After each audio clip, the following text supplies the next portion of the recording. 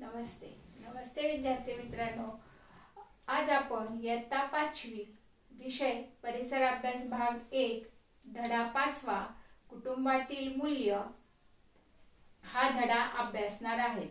विद्यार्थी मित्रांनो, आपण आपल्या जीवनातील जास्तीत जास्त काळ आपल्या कुटुंबासाठी आणि कुटुंबातच घालवत असतो।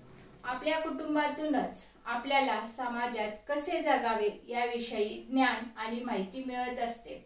मिळणाऱ्या शिकवणीमुळेच आपण समाजात चांगल्या पद्धतीने कसं राहू शकतो याची माहिती आज आपण करून घेणार आहोत।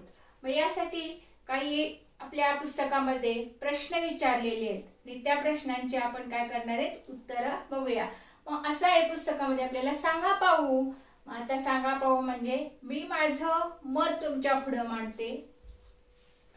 बघा, आता प्रश्न पहिला असा आहे की तुमच्या कुटुंबात सहलीला जाण्याचा निर्णय कसा घेतात। आपण सर्वच जण मे महिन्याच्या सुट्टीत किंवा दिवाळीच्या सुट्टीमध्ये सहलीला जात असतो। मग हा सहलीला जाण्याचा निर्णय तुमच्या कुटुंबामध्ये कसा घेतला जातो?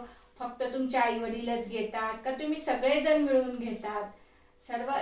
बऱ्याच ठिकाणी आपण सगळेजण मिळून सहलीला कुठं जायचं, कसं जायचं हे ठरवत असतो आणि त्यातला जो काही योग्य निर्णय असेल तो आपण घेत असतो। असाच प्रश्न परत दुसरा प्रश्न असा आहे की तुम्ही सहलीला जाण्याचे ठिकाण सुचवता का?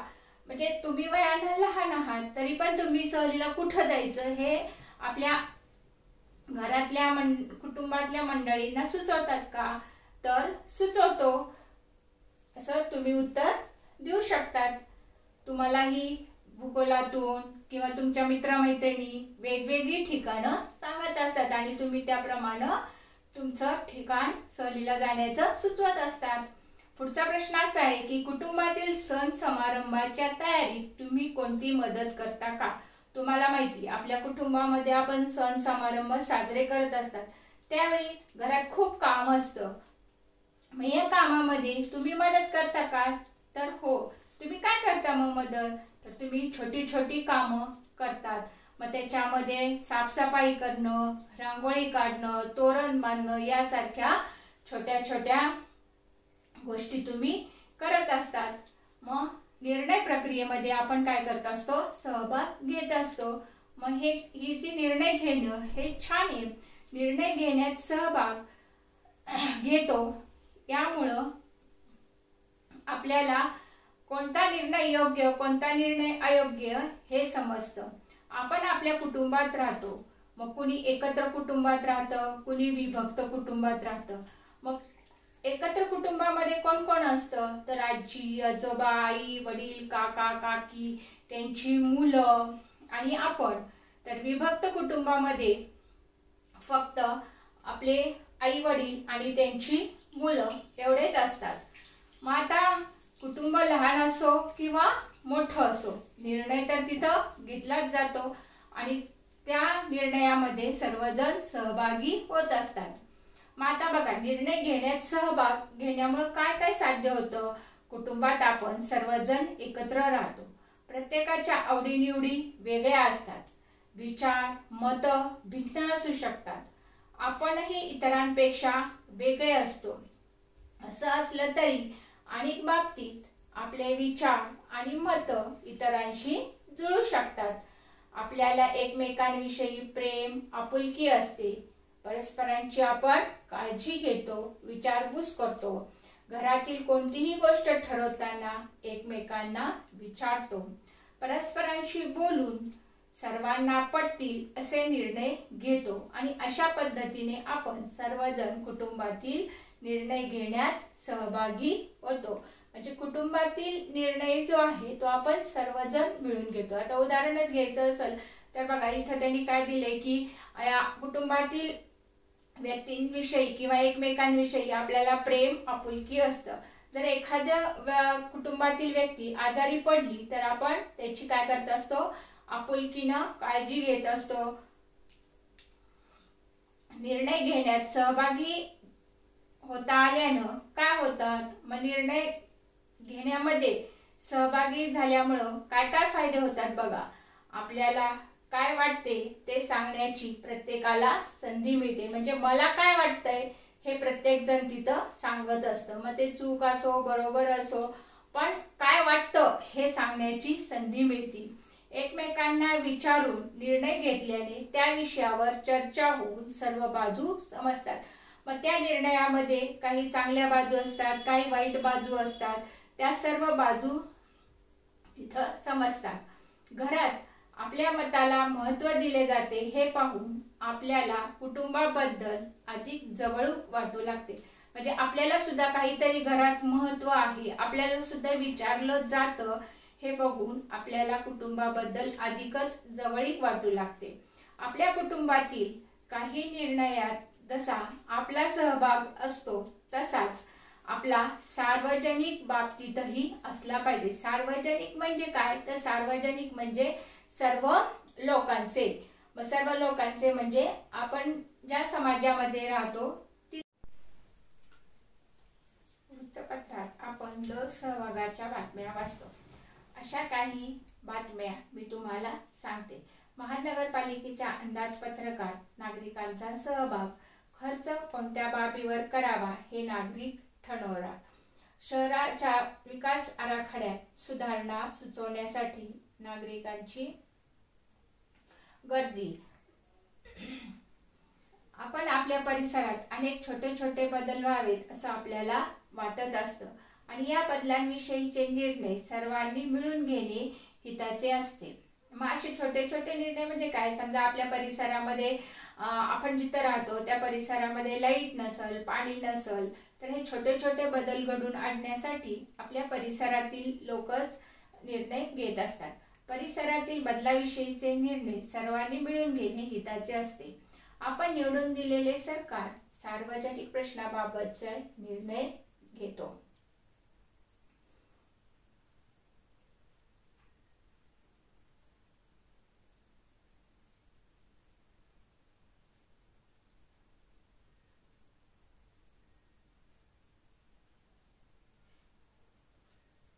सरकारने घेतलेला एखादा निर्णय अयोग्य वाटला तर आपण त्याबाबत आपले मत नोंदवू शकतो. त्या निर्णयातील दोष उणिवा आपण सरकार पुढे आणू शकतो आणि अशा प्रकारे आपण त्या निर्णय प्रक्रियेत सहभागी होऊ शकतो. बघा, आता असं दिलंय की विचार करा, कुटुंबातील निर्णयात अवश्य सहभागी व्हा. केवळ इतरांचे म्हणणे ऐकून आपले मत बनवू नका. आपल्याला जे म्हणायचे आहे त्यावर आपलं मत मांडा. म्हणजे कुटुंबामधले बाकीचे लोक जेव्हा निर्णय घेत असतात, त्या निर्णयाबद्दल चर्चा करत असतात, तेव्हा आपणही आपलं काय मत आहे ते तुम्ही मांडलं पाहिजे. नुसतं दुसऱ्यांचंच काय मत आहे हे तुम्ही ऐकून घेऊन आपला निर्णय ठरवू नका. तर त्या मताबद्दल, त्या निर्णयाबद्दल तुम्ही तुमचं मत मांडा की जेणेकरून तुम्ही त्याबद्दल आपलं मत नोंदवल्यानंतर काय चूक आहे आपल्या निर्णयाबद्दल, काय बरोबर आहे हे तुम्हाला कळेल आणि तुम्ही अशा आपल्या भारत देशाचे सुजाण नागरिक. आता उदाहरण बघा, योग्य अयोग्य क्रिया सांगा. आफरीनने मनूकडे पेन्सिल मागितली. लिहून झाल्यावर तिने तिला पेन्सिल परत केली. म्हणजे तिचं काम झाल्यावर तिने तिला ती पेन्सिल परत दिली. ही कृती कशी आहे, योग्य का अयोग्य? योग्य आहे.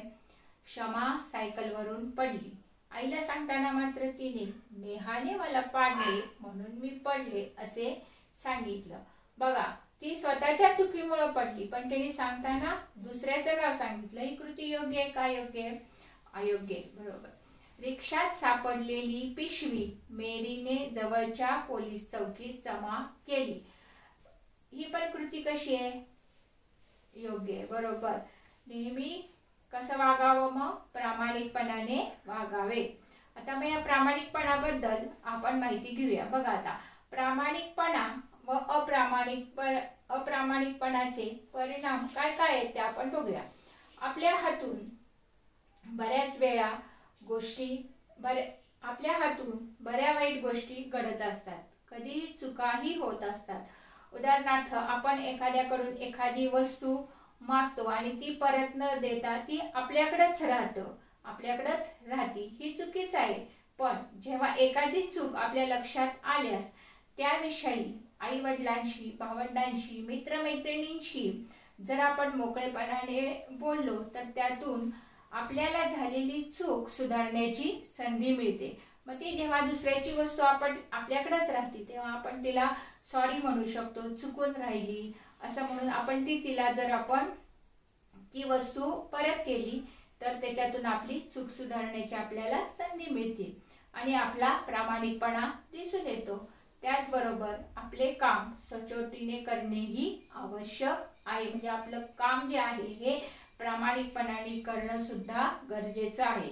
नात्यांमधील परस्पर विश्वास कसोशीने जपणे व कोणाची फसवणूक न करणे ही सुद्धा प्रामाणिकपणाचे लक्षण आहे. प्रामाणिकपणा आपल्याला निर्भय बनवतो. बघा, प्रामाणिकपणा जो आहे हा प्रामाणिकपणा आपल्याला निर्भय बनवतो. म्हणजे कोणत्याच गोष्टीची आपल्याला भीती वाटत नाही. या उलट अप्रामाणिकपणा जो आहे तो त्याची सतत आपल्याला काय होत असती? भीती असती. पुढचं घे ना पाठ, मग नंतर ते. अप्रामाणिकपणा जो आहे या अप्रामाणिकपणाने वागल्यास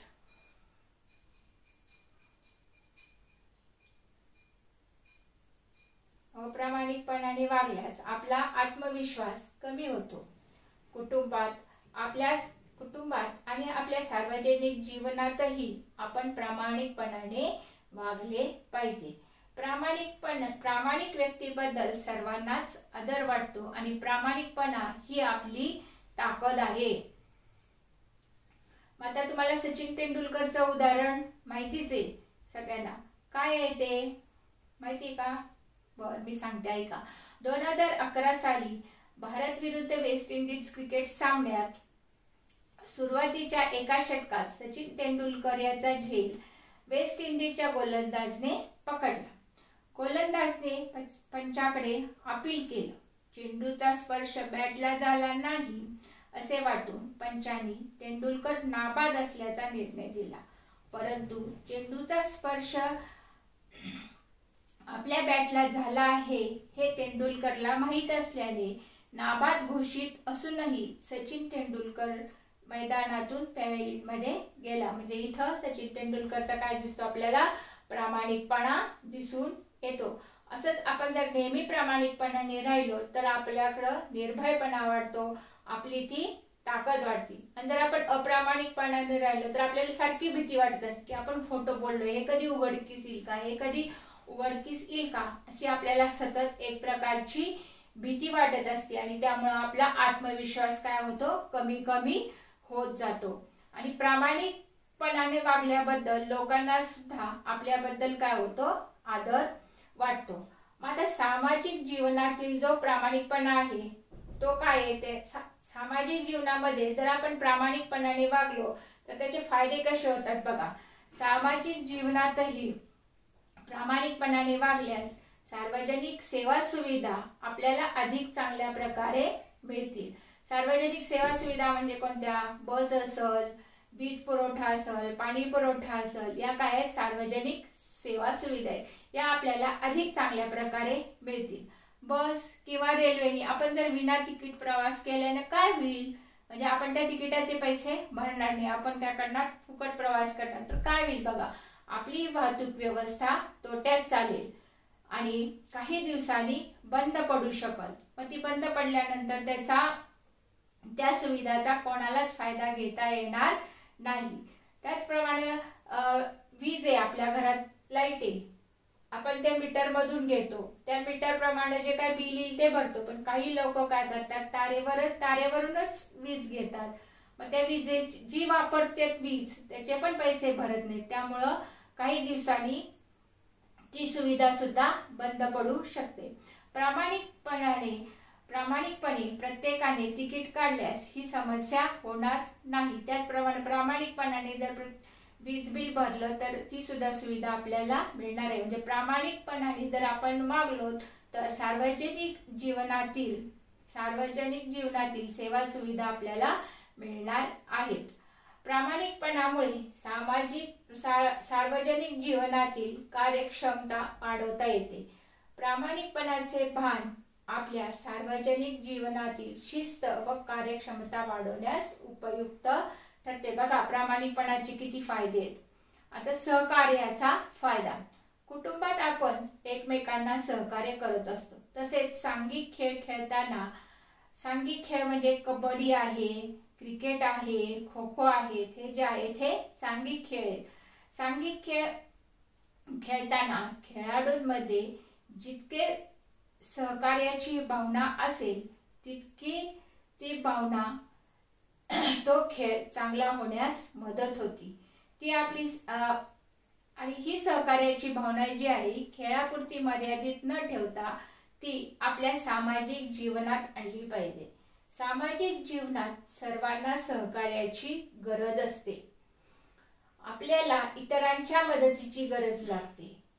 गाव किंवा शहरातील जत्रा, उरूस, मेळावे इत्यादी कार्यक्रम एकमेकांच्या सहकार्याने यशस्वीपणे पार पडतात. तिथं जर सगळ्यांनीच एकमेकांना सहकार्य केले, कोणीच जर भांडण केले नाही, तोडफोड केली नाही, तर तो कार्यक्रम जो आहे तो काय होतो, यशस्वीपणे पार पडतो. आता बघा इथं आपल्या पुस्तकामध्ये दिले काय करावं बरं असं तुम्हाला विचारलेले. तर प्रश्न पहिला किंवा त्यातला 1 नंबरचा जो अंक आहे तो असा आहे की रस्ता चुकलेला मुलगा तुम्हाला भेटला. एक मुलगा आहे लहान, तो रस्ता चुकलेला आहे, तर तुम्ही काय करताल? त्या मुलाला त्याचा पत्ता विचारताल. तर जर तो जवळच असेल तर तुम्ही त्याला त्याच्या घरी पोच करताल, किंवा त्याला जर त्याचा फोन नंबर सांगता येत असेल तर कोणाला तरी एक फोन लावून द्यायला सांगायला त्याच्या घरी फोन करून सांगताल, किंवा पोलीस स्टेशन जर तिथे जवळच असेल किंवा तिथे एखादे पोलीस रस्त्यावर उभे असतील तर तुम्ही त्या मुलाला त्यांच्या हवाली करतात. दुसरा असा आहे की सहलीला गेल्यावर तुमच्या लक्षात आले की तुमच्या मैत्रिणीचा डबा घरी विसरला. तुम्हाला माहिती सहलीला जायचं असलं की आपल्याला खूप आनंद होतो आणि या आनंदातच काहीतरी घरी विसरून जातं. तसंच तुमच्या मैत्रिणीचा डबा काय झालेला आहे, घरी विसरलेला आहे. तर तुम्ही काय करताल? तिला उपाशी ठेवताल? तिला काही खायला देणार नाही. तर तुम्ही काय करताल, तुमच्या डब्यातील थोडे सगळेजण प्रत्येक जण तिला खाण्यासाठी म्हणून अन्न देतात. पुढचा जो तिसरा आकडा आहे तो इमारतीतील लिफ्ट मध्ये काही व्यक्ती अडकल्या आहेत. बघा लिफ्ट मध्ये मोठमोठ्या इमारतीमध्ये खालीवर करण्यासाठी लिफ्ट असतात आणि लाईट गेली तर ती लिफ्ट काय होती, बंद पडती. मग तुम्हाला असं दिसलं की ही लिफ्ट बंद पडलेली आणि त्याच्यात काही लोक अडकलेले, तर तुम्ही काय करताल? लगेच तातडीने जाऊन वॉचमॅनला सांगताल. वॉचमॅनला सांगून आणि तिथं कोण एखादी मोठी व्यक्ती भेटतील तर त्याला सांगताल. पुन्हा आपत्ती व्यवस्थापनाला कोणाला तरी सांगून फोन करताल. अशी तुम्ही त्यांना काय करताल, मदत करताल. आता पुस्तकामध्ये 2 चित्र दिलेले आहेत बघा, दिसतायत का? तर आता त्याच्यामध्ये काय दिले त्यांनी, वाचा आणि चर्चा करा. आता एक संवाद दिलेला आहे आणि त्या संवादामध्ये वादाचा मुद्दा आहे, तो कोणता आहे ते सांगायचे आणि तो कसा सोडवाल याविषयी काय करायचे तुम्हाला सांगायचे. बघा आपले शिक्षक आपल्याला किल्ला दाखवायला नेणार आहेत.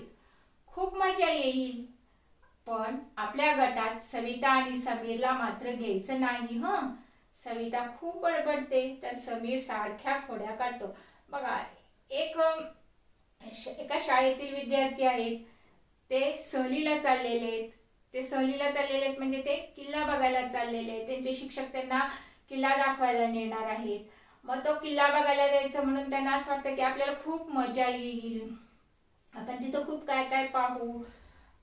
पण त्यांना असं वाटतं की आपण ही मजा करत असताना आपल्यातीलच दोन मित्र जे आहेत, सविता आणि समीर, यांना मात्र आपल्या ग्रुपमध्ये किंवा आपल्या गप्पा गोष्टींमध्ये त्यांना सामील करायचं नाही. असं त्यांना का वाटतं त्या दोघांनाच नाही घ्यायचं?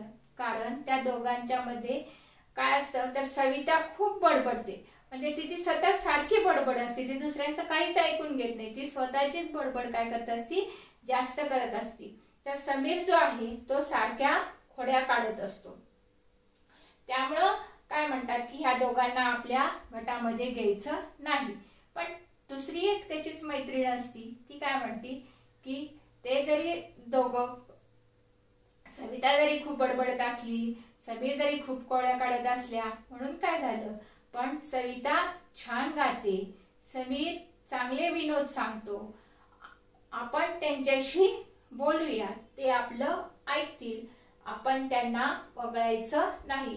म्हणजे हे दोष होते त्यांच्यात, ती बडबड करती, तो खोड्या काढतो, हे त्यांच्यातले काय होते, दोष होते. पण फक्त दोषच नाहीये त्यांच्यात, तर त्यांच्यात काही चांगले गुण सुद्धा आहेत. आणि त्या विद्यार्थिनींनी काय केलेले, त्याच्यातले चांगले गुण जे आहेत ते बघितले. तर काय, सविता छान गाणं म्हणते, समीर चांगले विनोद सांगते, हा त्यांच्यातला जो चांगला गुणधर्म आहे तो तिने सांगितला. मग आपण त्यांच्याशी या विषयावर बोलूयात. म्हणजे मग तू खूप बडबड करतीस, तर तिथे आता ट्रिपला गेल्यावर तू जास्त बोलू नको. मग समीरला समजून सांगितलं की तू जास्त खोड्या काढू नको. असं जर आपण त्यांना समजून सांगितलं तर ते आपलं ऐकतील आणि आपण त्यांना वगळायचं नाही, म्हणजे त्यांना आपल्या बरोबरच राहू द्यायचं.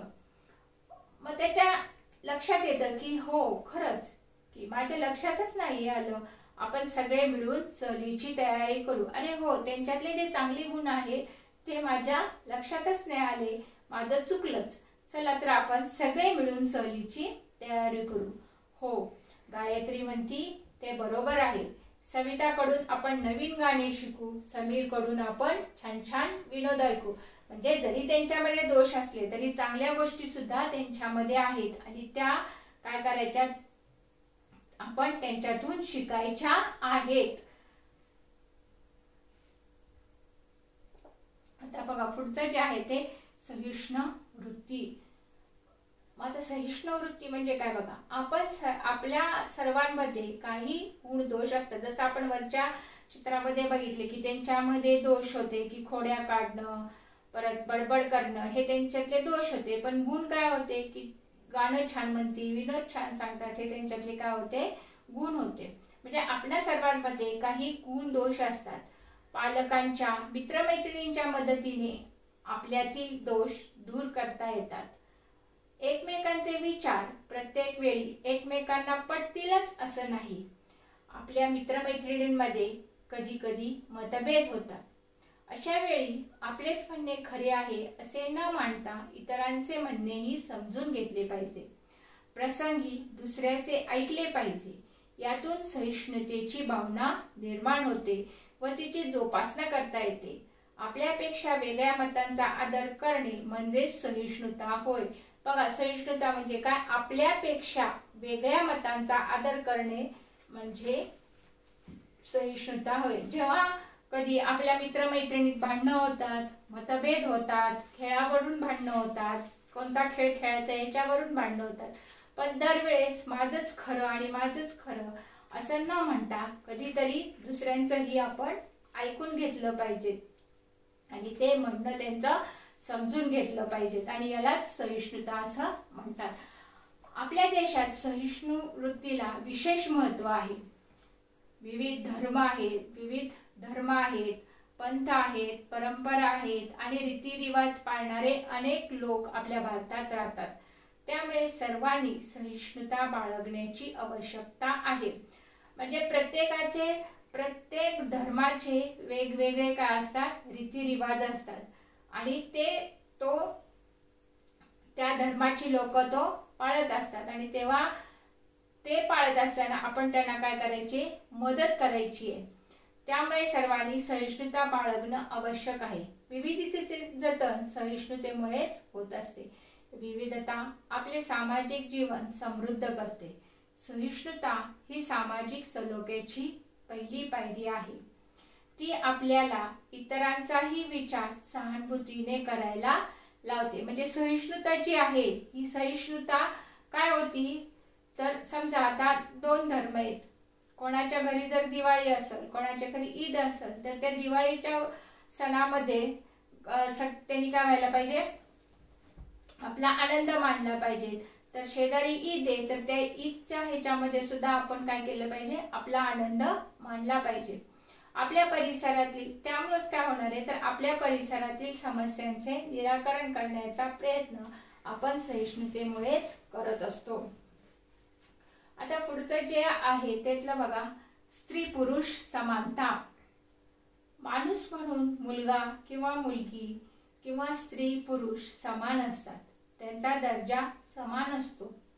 मुलगा आणि मुलगी असा भेदभाव न करता दोघांनाही समान मानणे म्हणजे स्त्री पुरुष समानता होय.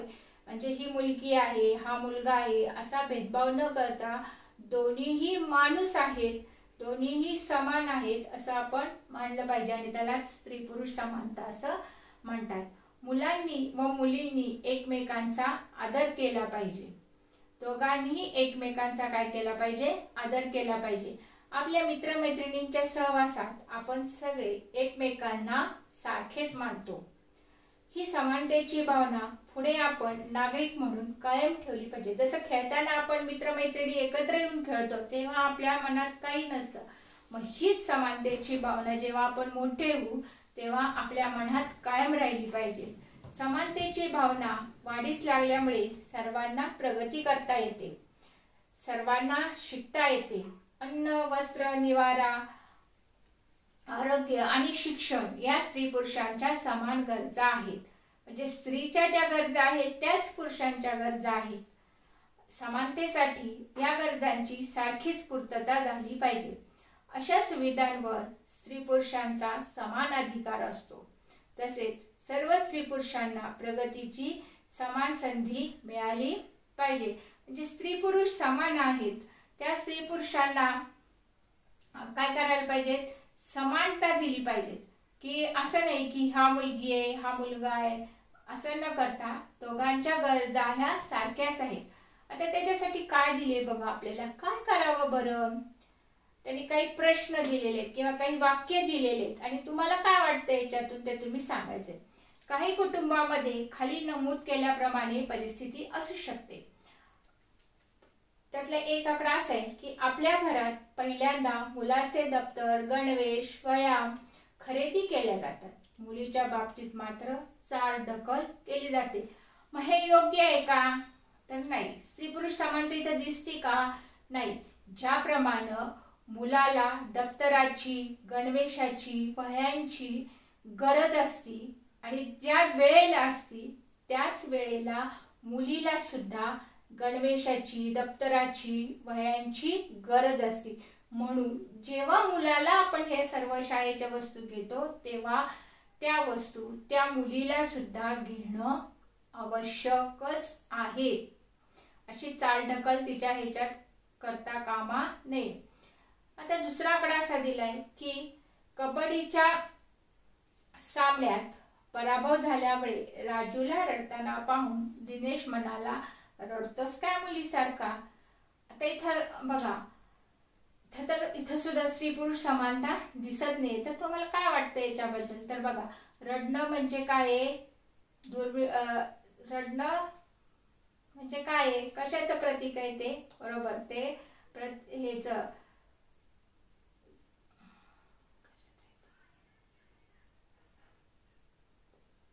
दुबळेपणाचं लक्षण आहे. रडणं हे काय, दुबळेपणाचं लक्षण आहे.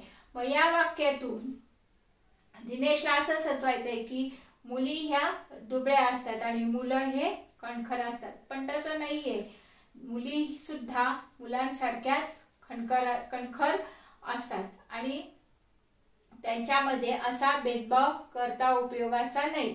तर राजूला त्यांनी समजून सांगितलं पाहिजे की आपण ह्या वेळेस हारलो, आपण पुढच्या वेळेस जिंकू, असं त्यांनी त्याची समजूत काढायला पाहिजे होती. आता तिसरा आकडा काय बघा.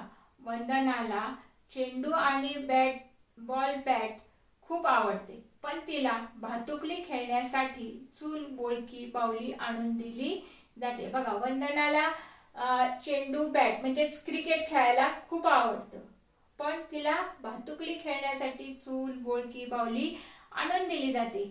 आपल्या समाजामध्ये अशा काही पारंपरिक मत ठाम मांडली गेली आहेत की नाही, ती मुलगी आहे तर त्या मुलींनी काय चूल, बाहुली याच्याबरोबरच खेळलं पाहिजे. क्रिकेट हा फक्त मुलांचाच खेळ आहे आणि तो मुलांनीच खेळला पाहिजे. म्हणजे आपल्या समाजामध्ये असे काही संकेत मांडलेले आहेत की काही खेळ हे मुलांचे आहेत, काही खेळ हे मुलींचे आहेत. पण आता तसं न करता ज्याला जो खेळ आवडेल तो त्याला खेळून दिला पाहिजे. वंदनाला चेंडू, बॅट म्हणजे क्रिकेट खूप आवडतं, तर तिला तो क्रिकेट खेळून दिला गेला पाहिजे. आता तुम्हाला तर माहितीये की मुलींचे सुद्धा क्रिकेट संघ आहेत. सारिका आईला स्वयंपाक व घरकामात मदत करते. तिच्या भावाला ते काम करण्यास कधीच सांगितले जात नाही. म्हणजे नेहमी मुलींनीच काम केले पाहिजे, आईनीच काम केलं पाहिजे असा जो संकेत पडलेला आहे, हा संकेत काय आहे, चुकीचा आहे. जेव्हा आई काम करत असती किंवा मुलगी काम करत असती तेव्हाच तिच्याच बरोबर भावाला म्हणजे पुरुषांनी सुद्धा थोडंफार काम केलं पाहिजे, त्या कामात मदत केली पाहिजे. म्हणजे फक्त मुलींनीच कामात मदत केली पाहिजे असं नाही, तर मुलांनी सुद्धा घरकामात मदत केली पाहिजे. स्त्री पुरुष समानता जी आहे त्याच्यामध्ये स्त्रीला किंवा मुलींना ही कमीपणाची भावना दिली जाते. पण आता सध्या तसं नाहीये. मुली आणि मुलं दोघंही समान काम करतायत. त्यामुळं हे जे मूल्य आहे ते तुम्ही आवर्जून लक्षात ठेवायचं आहे. मग आता आपण या धड्यात आज काय शिकलो? कुटुंबातील छोट्या मोठ्या निर्णयामध्ये सर्वांचा सहभाग असावा. आपल्या व्यक्तिगत व सार्वजनिक जीवनात प्रामाणिकपणा असला पाहिजे. सहिष्णुता व सहकार्यामुळे आपले समूह जीवन निकोप व सलोख्याचे होते. सहिष्णु वृत्तीमुळे विविधतेचे जतन होऊ शकते. स्त्री पुरुष समान असतात, त्यांच्यात भेदभाव करणे योग्य नाही.